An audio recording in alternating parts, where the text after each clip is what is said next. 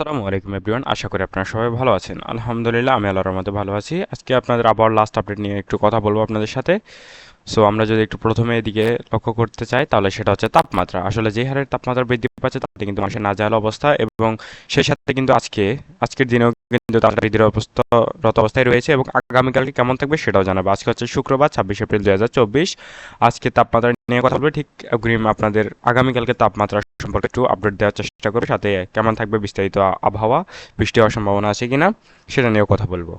So আমরা যদি প্রথমে একটু তাকানোর চেষ্টা করি, সেটা হচ্ছে দেখার চেষ্টা করি, সেটা হচ্ছে আমরা লক্ষ্য রাখতে হবে তাপমাত্রার উপর। তাহলে আপনারা দেখতে পাচ্ছেন যে বাংলাদেশের বেশ কিছু অঞ্চলে কিন্তু তাপমাত্রার পরিমাণটা একটু বৃদ্ধিরত অবস্থায় রয়েছে, এবং আবার কিছু অঞ্চলে কিন্তু একটু তুলনামূলকভাবে কম তাপমাত্রা রয়েছে। কাজে আমরা দুইটা আলাদা ভাগে ভাগ করে আপনাদের বিষয়টা দেখানোর চেষ্টা করব।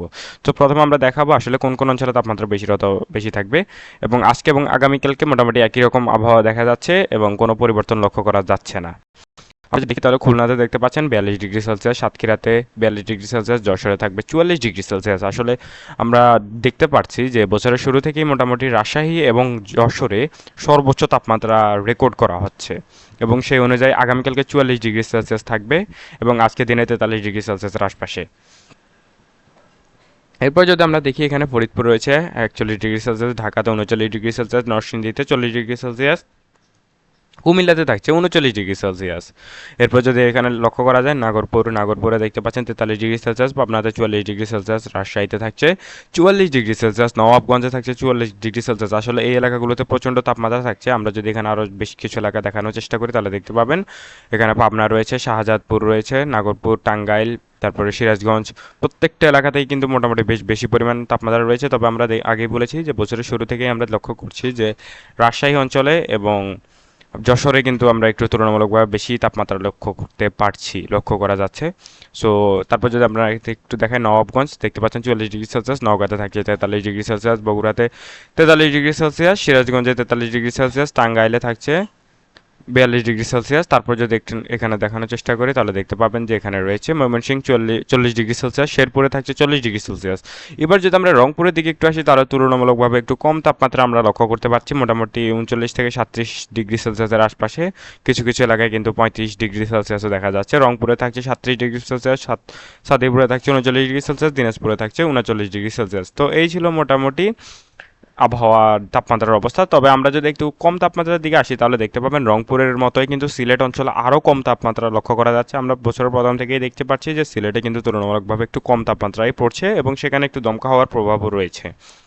মোটামুটি 32 থেকে 34 ডিগ্রি সেলসিয়াসের আশপাশে সর্বোচ্চ তাপমাত্রা থাকবে। এরপর যদি আমরা একটু আসার চেষ্টা করি, তাহলে এখানে দেখতে পাবেন আপনারা যে ফেনী, নোয়াখালীতেও কিন্তু তাপমাত্রা তুলনামূলকভাবে একটু কম। যেমন কি এখানে সেনবাগ রয়েছে, তারপর হচ্ছে দাগরবইয়া, তারপর ফেনী, এখানে ছাগলনাইয়া রয়েছে, তারপরে নোয়াখালী, প্রত্যেকটা এলাকাতে মোটামুটি আমরা যদি বলি তাহলে 34 থেকে 35 ডিগ্রি সেলসিয়াসের আশপাশে তাপমাত্রা থাকবে। চট্টগ্রামের দিকে লক্ষ্য করলে আমরা দেখতে পাবো চট্টগ্রামে থাকছে 34-35 ডিগ্রি সেলসিয়াস, কক্সবাজারে থাকছে 35 থেকে 36 ডিগ্রি সেলসিয়াসের আশপাশে।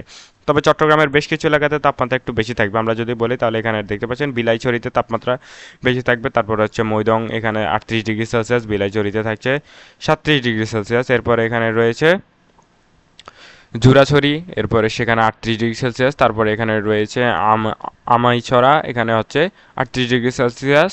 বরকল এখানে পড়ছে প্রায় 38 ডিগ্রি সেলসিয়াস। তারপরে এখানে রয়েছে ভূষণছড়া 38 ডিগ্রি সেলসিয়াস। তারপরে এখানে আরও বেশ কিছু এলাকা রয়েছে, যেমন কি রয়েছে পাশান্নদম, এখানে পড়ছে 38 ডিগ্রি সেলসিয়াস। তারপরে এখানে হচ্ছে লংদু, তারপরে হচ্ছে বেস্তারু, তারপরে এখানে রয়েছে গুলশাখালী। এই এলাকাগুলোতে মোটামুটি একটু বেশি তাপমাত্রা লক্ষ্য করা যাচ্ছে 38 ডিগ্রি সেলসিয়াসের আশপাশে। তো কুমিল্লাতেও আমরা দেখতে পাচ্ছি যে 38 ডিগ্রি সেলসিয়াসের আশপাশে তাপমাত্রা অবস্থান নিচ্ছে। সো এরপর যদি আপনাদের আরও একটু দেখানোর চেষ্টা করি ভালো করে, তাহলে আপনারা দেখতে পাবেন যে অর্থাৎ উপকূলবর্তী যে এলাকাগুলো রয়েছে ওগুলোতে কিন্তু তুলনামূলকভাবে কম তাপমাত্রা পড়ছে। যেমন কি আমরা খুলনার দিকে যদি একটু খুলনার উপকূলে যদি একটু লক্ষ্য করি, তাহলে দেখতে পাবেন আপনারা বেশ কিছু এলাকাতে কিন্তু মোটামুটি কম তাপমাত্রায় পড়ছে। সেখানে আমরা যদি একটু দেখার চেষ্টা করি, তাহলে আপনারা দেখতে পাবেন।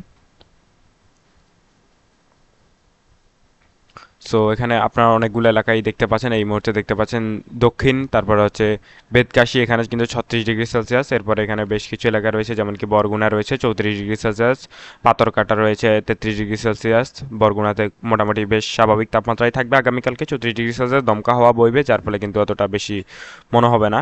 তারপরে হচ্ছে মির্জাগঞ্জ, এখানে পড়ছে 36 ডিগ্রি সেলসিয়াস, পটুয়াখালীতে 36 ডিগ্রি সেলসিয়াস, বাউফলে 37 ডিগ্রি সেলসিয়াস, দশমিনাতে 35 ডিগ্রি সেলসিয়াস, আর লালমোহন এখানে 33 ডিগ্রি সেলসিয়াস, তারপর হচ্ছে চরফ্যাশন এখানে হচ্ছে 33 degree Celsius, Monpura 32 degree Celsius, Hatiya পড়ছে 32 ডিগ্রি সেলসিয়াস। তো এই ছিল মোটামুটি এই এলাকাগুলোতে কম তাপমাত্রা, অর্থাৎ বরিশালের মধ্যেও কিছু এলাকা রয়েছে উপকূলবর্তী এলাকা, এগুলোতে কিন্তু মোটামুটি কম তাপমাত্রা পড়ছে। আমি যদি বরিশালের দিকে একটু লক্ষ্য রাখার চেষ্টা করি তাহলে আপনারা দেখতে পাবেন বরিশালের বেশ কিছু এলাকা যেমন কি এখানে কুকু রয়েছে, তারপরে হচ্ছে গুলশাখালী, তারপরে এখানে বেশ কিছু এলাকা রয়েছে যেমন কি দাক্ষিণ দক্ষিণ বিঘা, এরপরে রয়েছে দক্ষিণ বিঘা, তারপর হচ্ছে পটুয়াখালী। এই এলাকাগুলোতেও মোটামুটি কম তাপমাত্রা পড়ছে। মির্জাগঞ্জ রয়েছে, এই এলাকাগুলোতে বেশ স্বাভাবিক তাপমাত্রাই থাকবে, মোটামুটি স্বাভাবিক তাপমাত্রা থাকবে। বর্তমান যে অবস্থা তাতে কিন্তু এটাকে স্বাভাবিকই বলা যায়, কারণ তাপমাত্রা যেই হারে বৃদ্ধি পাচ্ছে তাতে কিন্তু সাধারণ মানুষের টিকে থাকা অবস্থা নাজেহাল পরিস্থিতি হয়ে দাঁড়াচ্ছে। সো এবার আপনাদের আমরা একটু দেখাবো অন্যান্য যে বৃষ্টিপাত নিয়ে রয়েছে সেই নিয়ে একটু বিস্তারিত কথা বলবো। তো আপনাদের বলে রাখছি আমরা কিন্তু সরাসরি স্যাটেলাইটের মাধ্যমে অর্থাৎ বেন্টা স্কাই ওয়েবসাইটের মাধ্যমে 3D যে চিত্রের সাহায্যে আপনাদের দেখানোর চেষ্টা করি, যাতে আপনারা ভালোভাবেই জিনিসগুলো বুঝতে পারেন এবং আপনাদের অগ্রিম আভাস দেওয়ার জন্য, অর্থাৎ কোনো ঘূর্ণিঝড় হোক বা যে কোনো ধরনেরই পরিস্থিতি হোক না কেন, আবহাওয়ার অগ্রিম আপডেটটা দেওয়াই কিন্তু আপনার আমাদের মূল উদ্দেশ্য। কাজে আমাদের চ্যানেলটা সাবস্ক্রাইব করে রাখবেন যদি আপনি আবহাওয়ার অগ্রিম আপডেট পেতে চান। আপনাদের বলে রাখি যে বঙ্গোপসাগরে কিন্তু এই মুহূর্তে বেশ কয়েকটি নিম্নচাপের সৃষ্টি হয়েছে, কারণ প্রচণ্ড তাপে কিন্তু আসলে নিম্নচাপ সৃষ্টি হবে এটাই কিন্তু স্বাভাবিক, তবে এখনও সেটা নিম্নচাপে পরিণত হয়নি, যদিও বা লঘুচাপ অবস্থান করছে, বেশ বড়সড় একটি লঘুচাপ অবস্থান করছে এই মুহূর্তে। আমরা যদি আপনাদের দেখাই সরাসরি, তো এখানে দেখতে পাচ্ছেন আপনারা একটি লঘুচাপের অবস্থান ঠিক কোথায়। এই মুহূর্তে এখানে দেখতে পাচ্ছেন আপনারা একটি লঘুচাপ অবস্থান করছে, হালকা মানে এতটা শক্তিশালী না যদিও। তো মোটামুটি এমনই থাকবে তাপমাত্রা। এবার আমরা চলে যাব বৃষ্টিতে, যে আগামীকালকে কোনো বৃষ্টিপাত হওয়ার সম্ভাবনা আছে কিনা বা আজকে কোনো বৃষ্টিপাত হবে কিনা। সো সেই অনুযায়ী যদি কথা বলি তাহলে দেখতে পাবেন যে সিলেট অঞ্চলে যেহেতু একটু তুলনামূলকভাবে কম তাপমাত্রা পড়বে, সিলেট অঞ্চলে কিন্তু আগামীকালকে বেশ কিছু এলাকায় যে বিশেষ করে জৈন্তাপুর কিন্তু থেমে থেমে বৃষ্টিপাত লক্ষ্য করা যাবে, এবং একই সাথে দেখা যাবে যে আগামীকালকে এবং পরশু দিনেও কিন্তু সিলেট অঞ্চলে বৃষ্টিপাতের একটু সম্ভাবনার কথা জারি করেছে আবহাওয়া অফিস। সিলেট অঞ্চলে আমরা বছরের প্রথম থেকে দেখছি মোটামুটি হালকা বৃষ্টিপাতের হচ্ছে, এছাড়া কিন্তু তেমন কোনো কোথাও অঞ্চলে অতটা বৃষ্টিপাত লক্ষ্য করা যাচ্ছে না। যেহেতু আমরা বলে রাখছি আগেই যে সৈকতবর্তী সমুদ্র সৈকতবর্তী এলাকাগুলোতে একটু কম তাপমাত্রা থাকবে এবং সিলেট অঞ্চলে কম তাপমাত্রা থাকবে একটু। এছাড়া কিন্তু সারা দেশ জুড়েই বেশ ভালোই মোটামুটি যে রোদের যে প্রকোপ সেটা কিন্তু বোঝা যাবে। সিলেট অঞ্চলে আসলে অতটা লক্ষ্য করা যাচ্ছে না তাপমাত্রা এবার, কারণ সেখানে কিন্তু প্রত্যেক দিনই হালকা গুড়ি গুড়ি বৃষ্টিপাত হচ্ছে লক্ষ্য করা যাচ্ছে, এবং সাথে বজ্র বৃষ্টিপাতও লক্ষ্য করা যাচ্ছে। সো এবার আপনাদের আমরা একটু মেঘের যে অবস্থান দেখাবো, তার আগে বাতাসের গতিপথ নিয়ে একটু কথা বলবো। আপনারা দেখতে পাচ্ছেন যে মোটামুটি বঙ্গোপসাগরে কিন্তু বেশ ভালো পরিমাণে বাতাসের সৃষ্টি হয়েছে, যার ফলে কিন্তু মোটামুটি উপকূলবর্তী এলাকাগুলোতেই বেশ ভালো পরিমাণে বাতাসের প্রবাহ লক্ষ্য করতে পারবে ওই এলাকার মানুষজন। তবে সাথে কিন্তু সিলেট অঞ্চলে আমরা দেখতে পাচ্ছি সিলেট, ময়মনসিংহ, শেরপুর এই তিন এলাকাতে কিন্তু বেশ ভালো পরিমাণে বাতাস প্রবাহিত হবে, দমকা বাতাস প্রবাহিত হবে, এমনটা জানিয়েছে আবহাওয়া অফিস। এছাড়া কিন্তু পুরো পশ্চিমবঙ্গ জুড়েই কিন্তু হালকা হালকা দমকা হাওয়া বইতে পারে, এমনটাও আবহাওয়া অফিস জানিয়েছে, কারণ যেহেতু একটি লঘুচাপের সৃষ্টি হয়েছে যার ফলে কিন্তু এই বাতাসের যে ঘূর্ণন বাতাস সেটা কিন্তু প্রভাব ফেলবে বাংলাদেশ সহ পশ্চিমবঙ্গের উপকূলে। সো এই ছিল মোটামুটি আমার কাছে এই মুহূর্তে লাস্ট আপডেট। সবাই ভালো থাকবেন এবং আবার অগ্রিম আপডেট এবং সঠিক তথ্য সবার আগে পেতে আমাদের চ্যানেলটা সাবস্ক্রাইব করে রাখবেন।